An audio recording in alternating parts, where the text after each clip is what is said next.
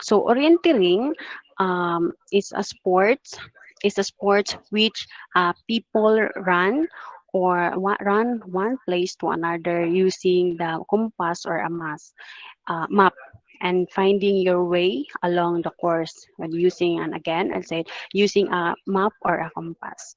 So next is your the recommendation for orienteering. So first is kindly read, someone from the class kindly read the recommendation for orienteering.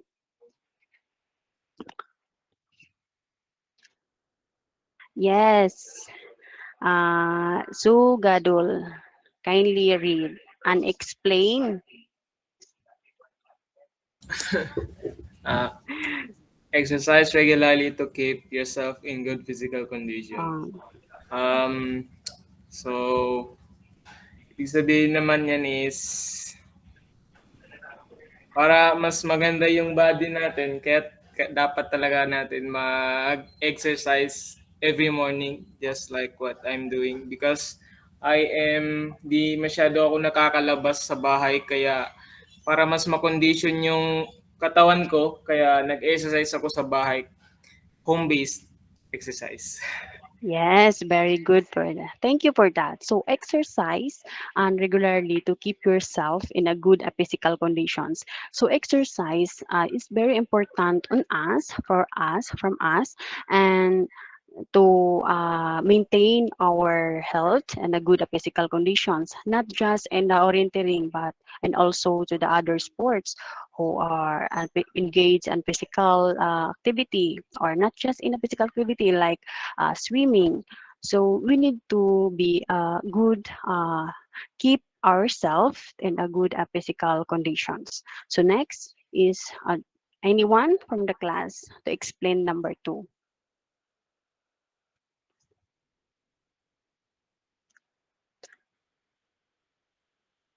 Wala. Number two, yes, Galindo. Drink plenty of water before, during, and after the event to reduce the risk of dehydration. It's a common common habit or basta kailangan necessary nga kailangan necessary na nato nga mainom gid og tubig adlaw-adlaw. Yes, thank you for that. So drink plenty of water before, during, and after the event is reduce risky dehydrations. So drink plenty of water is a very important, no, before of the game, not just in the game, but in our daily life. That we need to drink plenty water to prevent dehydrations. So next is number three, anyone. I'll call the student. Yes, Janice Lim. Warm up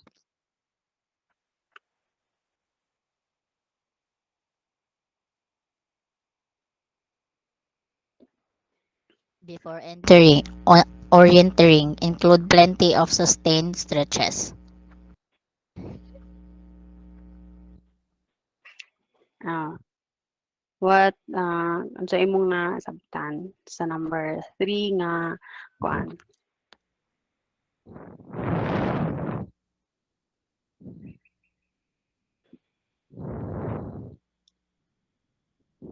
Wala kayo kay signal, Janice? Dam. Ay. Ay. Wala Ay, wala wala kay na dunggan. signal? Oh, sige, Oh, balik-balik. sige. Marag hinay imong internet. Awit. Anong need ka mag-warm up dam kay para inig kuanin mo inig enter nimo sa game kay kana bitawng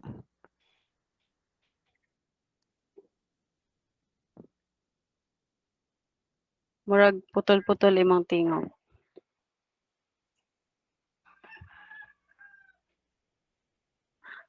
Okay, thank you for that, Janice. So warm up thoroughly before orienteering include plenty of sustained stretches. So warm up is a very important. in orienteering. Not just in orienteering, again, what I've said earlier, not just in orienteering. Warm up is very important in all aspect of sports so that you can prevent injuries and you can plenty sustain your stretch, maka-stretch ka sa imong mga muscle. So you need to engage warm up before the game. So number 3 I 4. So anyone who can try,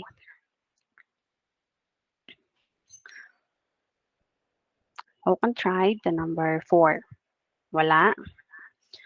So, incorporate stretching into your cool down routine. So, incorporate stretching, and after the game, you need to do the cool down routine so that you can, yung mong muscle, mabalik sa, anong mga, di ba kung naana ka sa game, imong mga muscle, na-stretch gyud siya ayo no. So, and incorporate stretching, you need to cool down para mabalik ang imuhang mga muscle into back into a normal.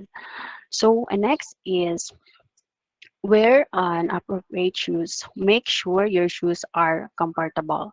So, in orienteering, again, not just in orienteering, but in all the sports that we kinahanglan jud ta nga magamit og mga inappropriate nga shoes kung saan tayo comfortable. Kailangan naman og nag-apil ka og basketball tapos ang imong shoes kay kanang panglakaw nga. Ay although na pwede man mong panlakaw ang pang-basketball pero anang may mga heels na mas ma-prone siya sa mga injuries or sa mga danger na mga like magka-sprain, kung mga disgrasya ba. So we need to wear an appropriate shoes. So and those are the recommendation for orienteering. Now let's go to orienteering equipment. First is compass. So, compass is vitally important for the correct navigations. So, when we say compass, is you need a compass to tell you which the direction you have to head in. Mo na siya compass. So, pero karon siya sa akong nakuanan sa sports or sa mga trail run, mga ana, kanang mga mag-adtog-adtog sa mga bundok, wala na gyud kay siya ginagamit karon no kay kanang nanay cellphone, kumbaga sa bati sa bundok nanay signal so dali siya makakuan og aha na dapita or aha na ka na way nga locations. Next is orienteering map.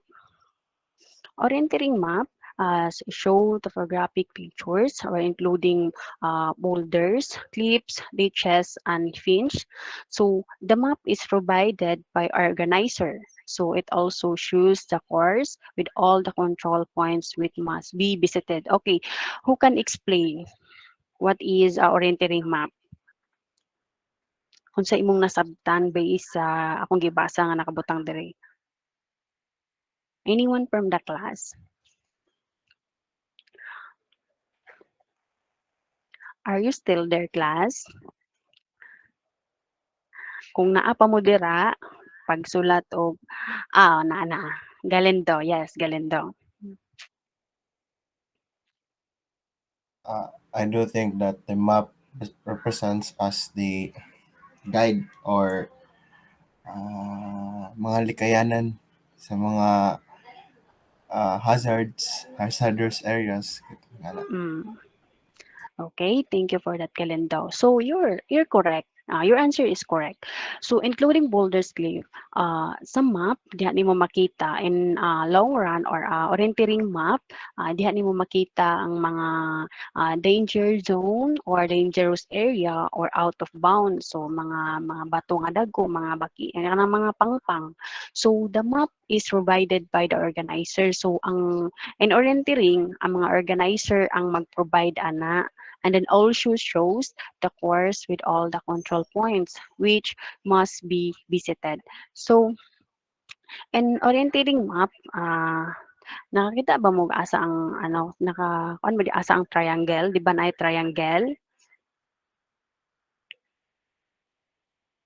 So a triangle means a start. So in our orienteering map, they will have the finish line, kaning double circle, and then you have the one circle. So it means a triangle is a start, and then a double circle is a finish line, and then the one circle is muna siya ang mga checkpoint sa event. For example, uh, ni-join ko og fun run or so trail run. So ang akong giapilan nga event kay 10 kilometer. So ang 10 kilometer we have an uh, example lang 5 checkpoint. So kani nga checkpoint gikan diri sa start, nakita ninyo ang start student, ang triangle. Hello, are you still there? Yes, yes. So kini siya diri ang start. So gikan sa start, 1 kilometer, gikan sa start ha, 1 kilometer, um, 1 kilometer na ana siya checkpoint, and then the next kilometer na po siya checkpoint. As what I have said earlier, you can use the electronic device na mag-i-punch nimo imong electronic device didto para mag-verify kung niagi ba ka o didto or wala. So, dapat gikan sa start, so first checkpoint, kailangan nimo siya nga moagi ka sa mga, for example, 10 kilometer, moagi ka sa mga checkpoint, 6 checkpoint hangtod sa finish line sa double circle. And then, eh, pag pero karon siya diri sa atoa kay ang mga kasagaran na gigamit diri sa atoa kay kanang mga card lang or rubber band. Tapos inig abot sa finish line, ah, makita didto nga niagi ka sa tanan kay iphon for example rubber band. So nag-abot sa finish line naay mga nag-officiate dira na muihap sa imong rubber band kung pagpamatuod kung miagi ba ka. So sa ato diri and every checkpoint, lahi po na siyang fun run 'no, sa trail run di siya na kuan. So sa trail run, every checkpoint naa siya'y mga officiating na magbantay kay para pod ma-aware ang namo gyud ba nga mga athlete or mga runner na dili siya namang dili maglantaw sa map, kumbaga dagad lang kay dagan hangtod nga ma-reach nila ang finish line. So mao na siya. So naay pangutana, do you have any questions regarding with our map? If none, next, go the next slides. So first, as I second, I third, equipment have a shoes. So light or strong shoes is light or strong shoes with non-slips or soles are required to allow a good grip on the all types of ground. So what do you mean by this? Anyone kindly explain? Do you have any idea? Anyone from the class?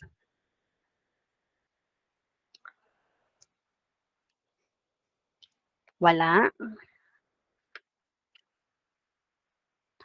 Okay, so light, strong shoes with non-slip soles are required to allow in a group trip.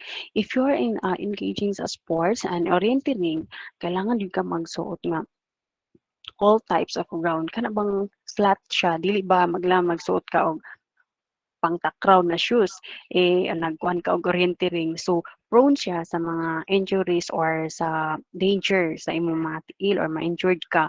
So, we need to use like these shoes. So, all types of ground or good grip, dili ka magsuot og non-slip soles. Next is uh, control card. So, kindly read from anyone from the class the control card.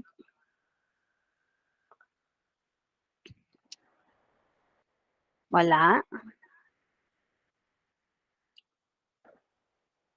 So, ako na lang, kay wala man. So, it used to prove that you have visited all control point.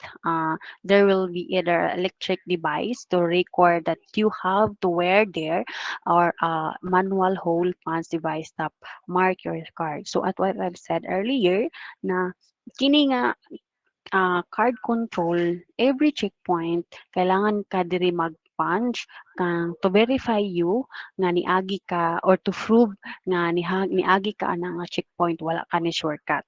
So punch patterns kani nga punch patterns and every checkpoint for example, first checkpoint ana na siya number. So na mo number dito pag matuod nga niagi ka dira dapat nga wala ka nawala. For example, start ka pag next na checkpoint kay dito di ka sa second nga checkpoint which is number second nga checkpoint to na gusto na kailangan pa ka mo adto sa first checkpoint. So kailangan ninyo nimo lang tawon ang number to your control card and these pictures mani siya ang kanang electric device to funds and sa ato diri as what I've said earlier sa ato diri nga trail run dili siya wala siya gagamit ing ani nga mga electric device like aning mga rubber band or mga flag mo na siya ang gipangbutang sa every checkpoint na kailangan nimo siya i-pick or i-keep nimo while nag-run ka. Next is clothing orienteering. You should choose suitable outdoor clothing to wear uh, when we're going orienteering. It has be comfortable and suitable for respective weather conditions.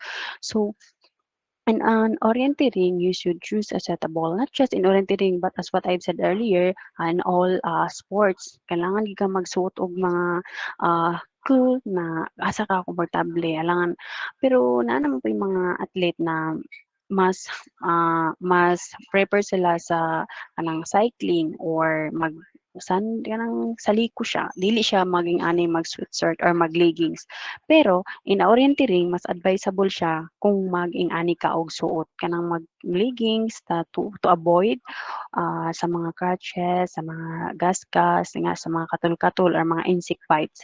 So in orienteering you can again you should choose the suitable outdoor clothing or wear and comfortable with you. And next is these are the do you have any questions regarding with the equipment of orienteering? Are you still there, student? Right na isulat sa chat box kung unsa yung sudan karong paniudto. Nan, tay sudan ninyo karong paniudto. Ganiha di ay, ganiha. Fasting, ma'am. Ay, fasting. Tinulang isda. Ay, kalami sa tinula ka ng init pa. So, okay, I'll be back. Letson mo no. Sana all. So, ako kay kuan longganisa. So, I'll be back. So, okay, wala na may pangutana. Let's go to the other slide. So, common injuries in orienteering. First, running injuries. So, such as shin splints or strains or sprains and blisters. So, daghan kay siya mo siya mga common injuries sa orienteering. Pero dili lang kay siya sa mga orienteering no sa mga tanan na sport. So, when we say shin splints, ay kana siyang sa basag-basag bitaw, tapos sa basag-basag na siya kanang unod sa gilid. So, mo na siya prone pud siya. And then, the strains is kanang sa bagtak, kanang mambikog bitaw. And then next is experience is kanang takil po. Then kanang common gud siya nga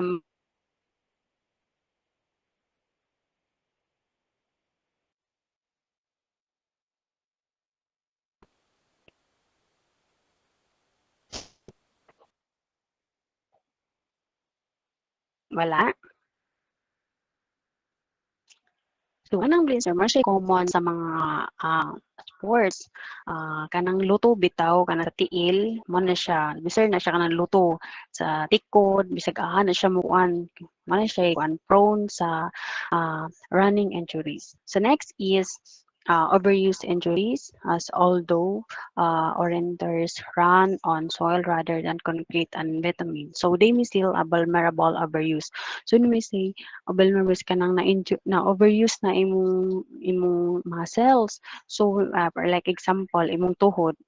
So sa sige nimo up and down kay sa orienteering so more on explore and sa nature makakita jud ka. So dili nimo maisip na overuse na day imong tuhod. So imong tuhod wala na kakabantay nga sakit na kay siya kay tungod kay na inganyo na ka sa mga view or sa mga natures mo na siya dili lang kay tuhod kon sa mga tanan nimo nga mga kuan nga ma-overuse pero kasagaran gyud tuhod jud siya kay magpugong manggod siya so up and down downhill uphill so imong tuhod grabe na kay nakaana siya so grabe na kay so mo na siya nga na-overuse imong tuhod and then made me still vulnerable overuse injuries. So mo na siya. So, overuse injuries, example lang kay imong tuhod. Next is impact injuries is from falling on step rocky, slippery, or lost. So as what I've said earlier, nga kanang impact injuries from falling down, di ba uphill ang downhill. So or di ka makabantay nga mas nakusog nimo siya ang na imong kuan sa mga bato ba so na wala na ka sa passing so slippery or a low terrain so kailangan jud na kanang mag-ingat jud siya kung sa orienteering siya mag-ingat jud ka and every now and then kay ang sa orienteering more on sa bundok man siya no so you need to kanang maglantaw jud ka sa imong tumban dili lang kay ang imong unahon-naon kay makaabot ko sa second nga checkpoint sa control card nga makuha nimo ang control card so kailangan jud ka nga mag-ingat next is eye injuries so okay eye injuries what do you mean by this anyone from the class eye injuries okay magtawag ko si Janice so unsa imong nakuhanan sa eye injuries kindly read um, hello are you still there Janice wala anyone call a friend so wala so eye injuries from three branches or similar weeping phase so delikado kay siya nga mao na nga ang eye injuries sa sports or in orienteering kasagaran gyud mo apil ana kay nagid sila is pang sports na shades katong gamay ra bitaw nga gaan like speedo nga shades katong may ana para avoid uh, weeping face or kanang masagi imong mata sa mga kahoy mo na siya nga need mag-wear ato and the next is including abrasions and cuts brushes insects bites and sunburn so as mo to siya nga ang ganiha we need to wear and leggings and to sa equipment mo na siya nga mas advisable siya aware ang ato na clothes sa orienteering para ma-avoid ka ani nga mga masamad ka or mapakan ka sa mga mananap insect bites or sunburn okay in orienteering dugay gina siya almost 2 hours uh, 1 hour and 30 minutes ka magdagan dito sa bukid. So kailangan nimo nga mag-protect sa imong panit para maiwasan nimo na yung skin injuries. So next is these are the common injuries in orienteering. Do you have any questions about this? Do you have any questions? Write on the chat box if you have any questions. So wala. Okay, let's proceed. So in orienteering, there are different things that you will encounter in competitions that you will really enjoy. First is walking, orienteering, ski orienteering, mountain biking orienteering, radio orienteering, night orienteering, and relay orienteering. So first is walk orienteering. So it's a walk or run that may be competitive and requires participants to read the map and use the compass to follow the quickest path from one established point to another sequence. So in walk orienteering, magamit po dahil siya o required po dahil siya nga magamit o kanang nga dapat na kay enough or reading and map skills. Kumbaga kanang maayo gid ka mo read sa maps para dili jud ka mawala. And it's also kani siya kadili lang ka mag-run, walk lang siya. For example, mag-walk ka 21 kilometer. So in 21 kilometer, we have 8 or 10 checkpoint. Kunya magamit ka og compass, and then you need to follow the quickest path from one established point to another in the sequence. So in walking, same lang ni siya atong mga trail run, pero ang nakakuha na niya kay mag-walk lang, pero same lang siya nga magamit og map and our compass. Next is ski orienteering. Ski orienteering, anyone from the class kindly read. Someone from the class to read what is ski orienteering. Okay, so Gadol, yes. Ski Orienteering is an endurance winter sport combining navigation and cross-country skiing across a rough terrain using prepared cross-country ski tracks. Okay. Do you have any idea about the ski orienteering? Or ano sa iyong mga sabtan sa ski orienteering? Siguro mga sports about na pa-downhill using ice terrain. Yun lang po. Yes, very good. The correct answer. So in our ski orienteering is endurance winter sports. Kani diri sa magamit ra po siya og combining navigations or across country. Pero wala jud ni siya diri sa atoa kay di ba wala dili man ta nag snow diri no. So kini siya nga sports nagkuhan lang siya kanang mga snow pero naa ra gihapon ni siya sa pwede ra gihapon ni siya sa arena kanang mga pero wala ko kabalo murag na ata diri do you have idea class nga naa ba ni siya diri kanang sa ano lang siya sa arena na mag-ski orienteering. So wala kay ko siya kadungog ani no. So na cross country skiing across road terrain using prepared cross country. So mga nag-snow lang ni siya. So same pud ni siya nga magamit gihapon ni siya og navigation or a map magamit ra gyapon ni siya. Same lang ato siya pero lain lang siya nga sports. So next is can be organized it can be organized from existing ski stadium. So pwede day siya gi-organize po day siya pero dili kay ni siya kuan diri sa atua. Dili kay ni siya ingon nga sikat bitaw. Siyempre pag moapil ka ni kung sa stadium siyempre kailangan nimo enough na money to join or to join this game. And then next is a mountain biking. Mountain biking, yes, who can read what is a mountain biking? Yes, Janice. Mountain biking. Mountain bike orienteering is an endurance sport attracting both orienteering and mountain bike extremely good bike handling and ability to cope with steep slopes both up and down is an absolute must for a top level athlete. Do you have any explanations for sa imong nasabtan?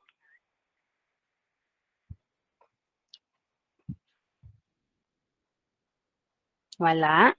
So, okay, mountain bike is orienteering is an endurance sports or attracting both orienteering and mountain bike enthusiasm. So, kinsay diri ang mayo kay mo bike? Raise your hand. Ang kabalo mo bike. So, walay kabalo mo bike. Katurang gamay, ma'am. Katurang gamay. So, si Sugadol, kabalo mo bike. So, ako ra ang di kabalo mag-bike. So, may pa mo kabalo mo bike. So, in mountain biking, and orienteering is an endurance sports and attracting both orienteering and mountain bike enthusiasts. So, extremely and good biking handling and ability to cope. So, when you join the mountain bike, so ang diri sa pagadian, uso na kaya mga bike, no? Kanang mga race sa mga bike. So, in mountain biking, kailangan nimo siya nga extremely good enough on bike handling and to ability to scoop with the step. Kanang kabalo na jud ka sa mga both up and down. So, absolute must for a top level an athlete. Kay ngano man nga kailangan nimo nga maayo gyud nga mo bike bago ka mo join og mountain biking? Nganong kailangan man jud nga maayo ka nga mo bike? Anyone from the class?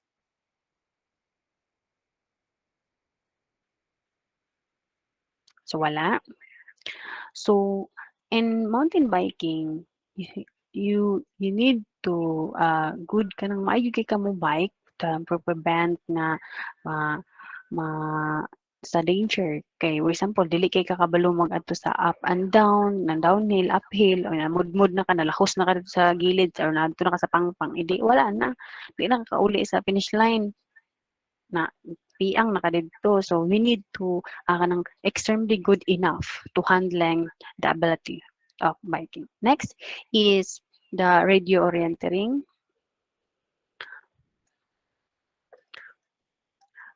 Radio orienteering is an a compact arena area is variations on mature radio direction and finding.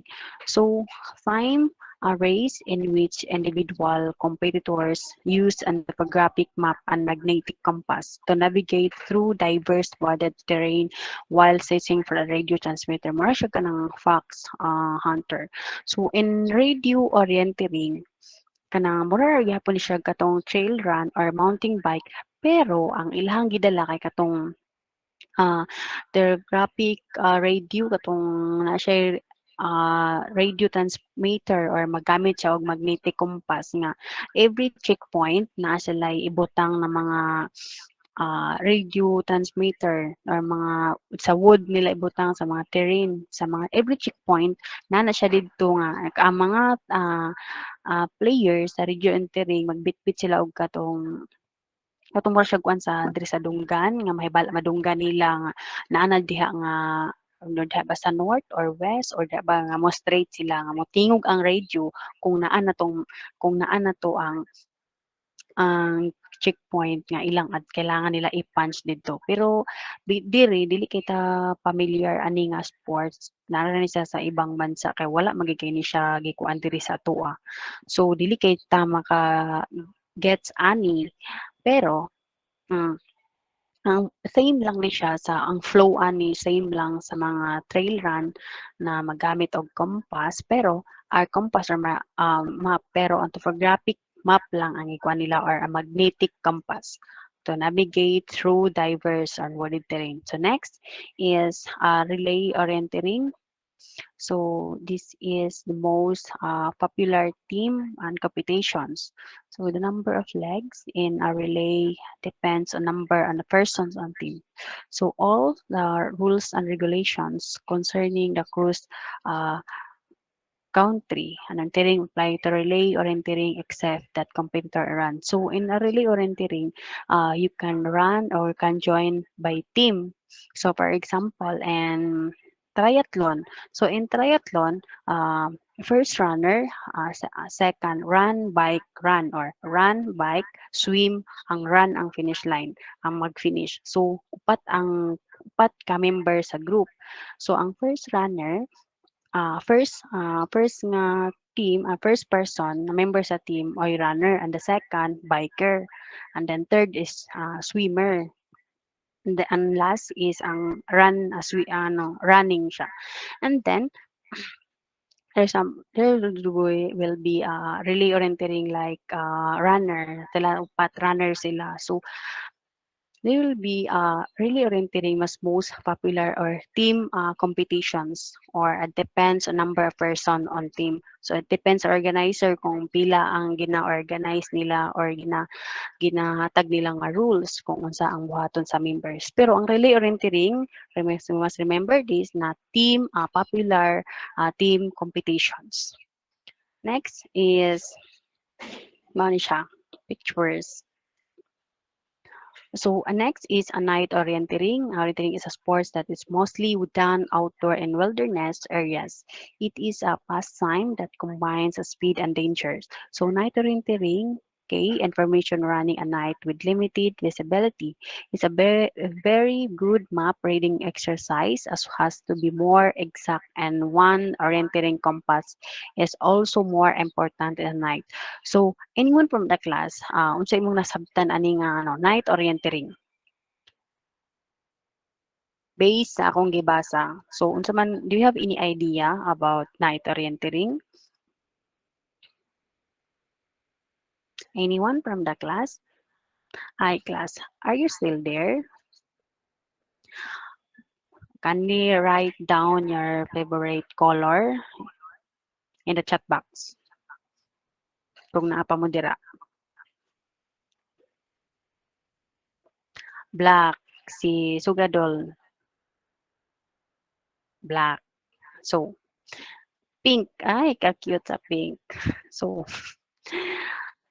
okay, thank you for that. Okay, night orienteering sports, same lang ni siya sa, as what I said earlier, same lang siya sa trail run, sa mountain bike, pero gabi lang siya. So, prone siya sa mga danger na mo na siya nga combined speed and danger so nandiyan siya danger no kay wa kita kabalo kung gabi di ba delikado gay kay siya limited visibility kanang very good and map reading skills so dili ka kabalo diri magbasa og map so ayon na lang appeal sa night orienteering kay mawala ka basig nabuntagan na ka naabot na ka dito sa laing kuan abot ka sa earth kay wa di ka kabalo mabasa og kanang map.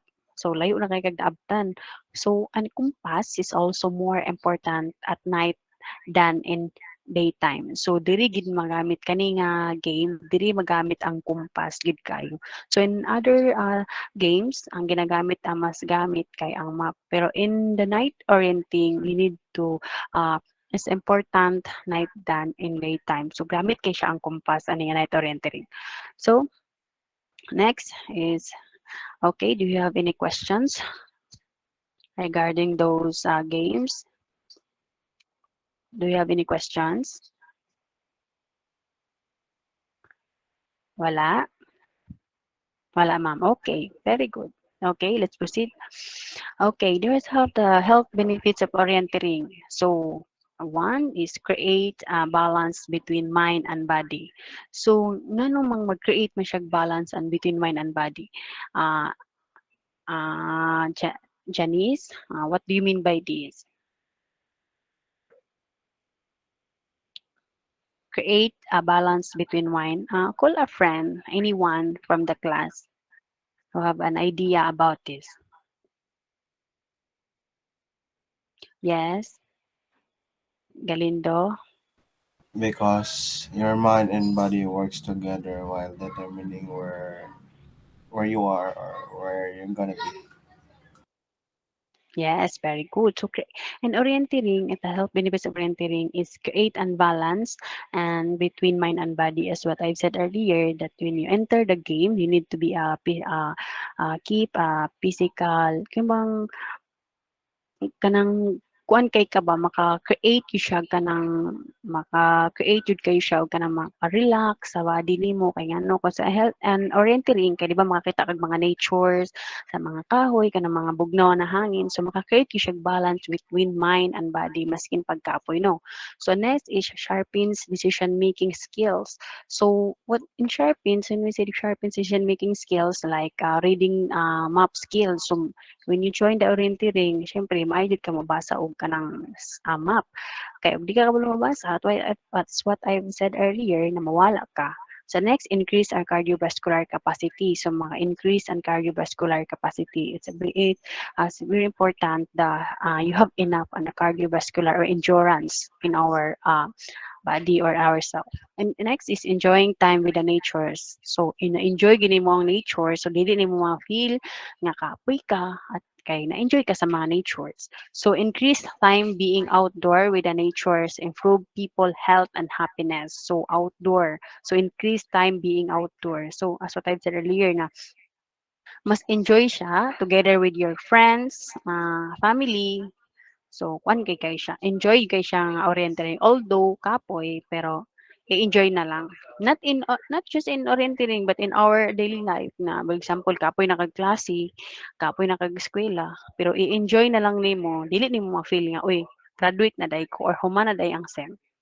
So that's all and health benefits in orienteering. Do you have any idea? I don't have any, sorry. Do you have any questions? Any clarifications regarding with our topic for today? write your questions in the chat box. If na, if wala, that would be all. And I request Janice to pray our closing prayer.